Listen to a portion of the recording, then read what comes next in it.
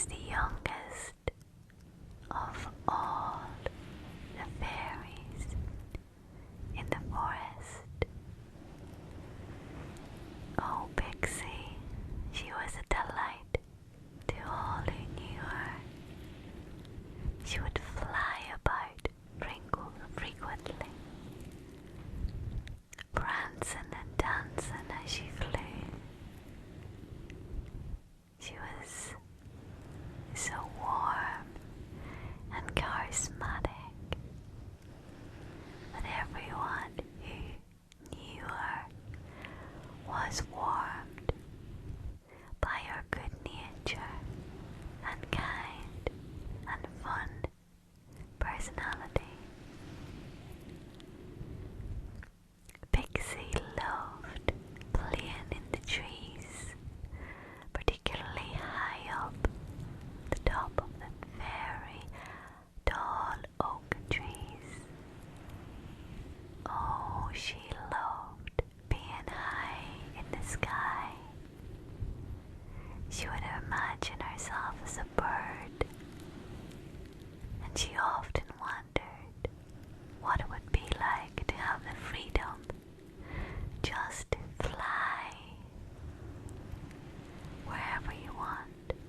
You see, even though Pixie had wings, she felt in a lot of ways that those wings were clipped.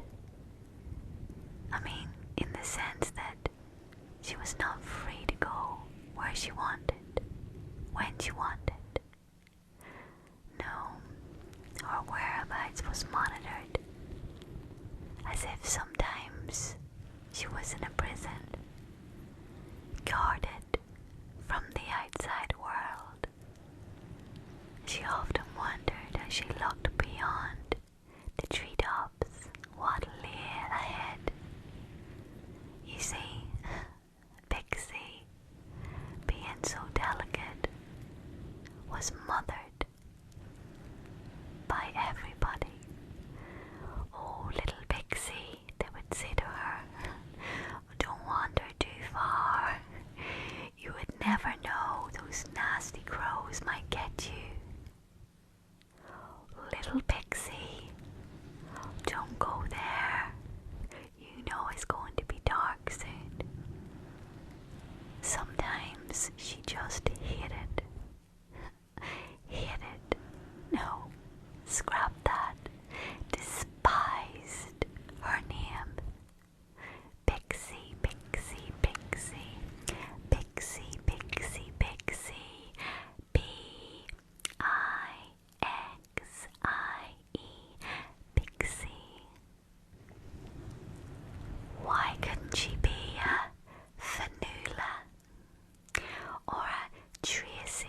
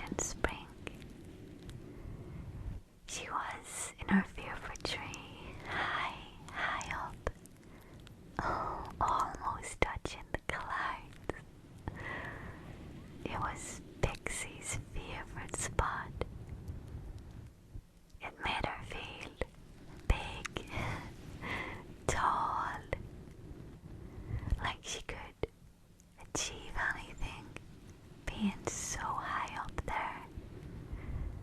She felt like a giant looking down at all the little people. All her friends were tiny in comparison to her right there and then. As she glanced down, they looked like ants. Fancy that, huh? They looked like ants. Made her feel so good. Then she would feel so sad for feeling bigger, better than them. How they must feel when they look at her. She wondered. Do they see me like an ant? She often thought. Curiouser and curiouser was her ponderance each day. The air surrounding her seemed to get more restrictive, more murky, as if she was struggling to breathe.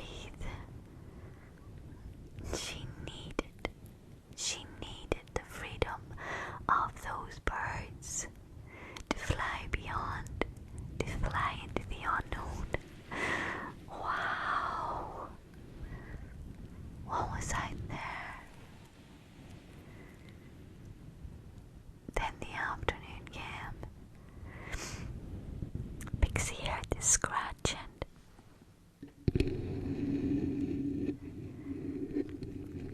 It was as if something was crawling up the bark of the tree, the very tree that she was in. It kept going. Something was trying to get up the tree, but what was it? It couldn't be. It couldn't be. It couldn't be. Oh my word! As she peeked bravely beyond the leaves of the nest she was in, he saw this injured bird trying to claw and hop up the holes and crevices of the tree. I never even knew a bird could do that, she thought to herself rather foolishly, and then shook herself free. She must be in the moment. She spoke to herself sternly. I have to do something. If only she was bigger, she thought. If only I was bigger, I could be of help. If only. That bird is likely to eat me up for tea. How can I help when it is 5 times the size of me? Oh, but as she looked out at the crow, the injured crow, it didn't look too strong. It didn't look too fierce, and it didn't look as if it wanted to eat her up. I'm going to help it. After all, if it were me injured, wouldn't I want somebody to help me? She put on her big girl's pants, metaphorically of course, and she once again peeked beyond, and she heard it again, hobbling up the tree branch. Pixie climbed down ever so gently, and what she done next even amazed her.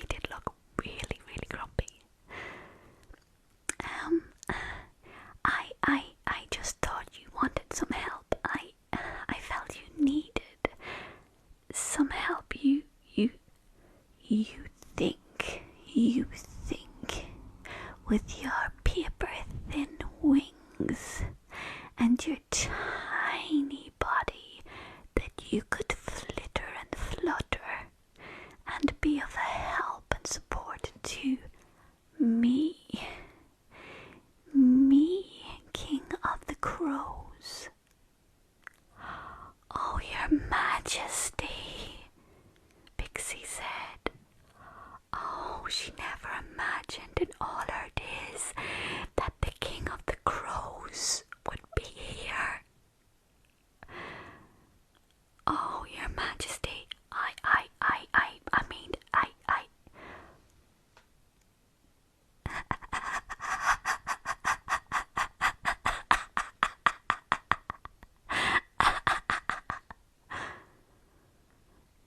The King of the Crows was just laughing at her, just laughing, as if he wasn't quite wise.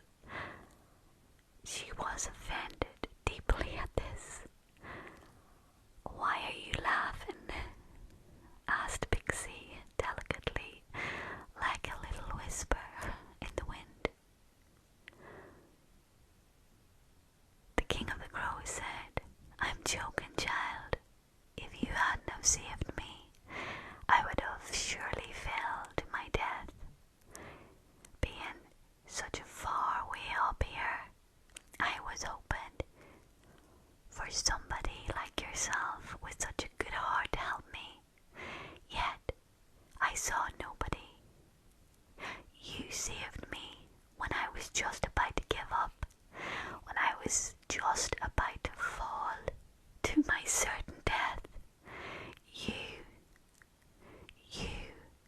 with your paper wings and delicate frame, you lifted me up and brought me to new heights.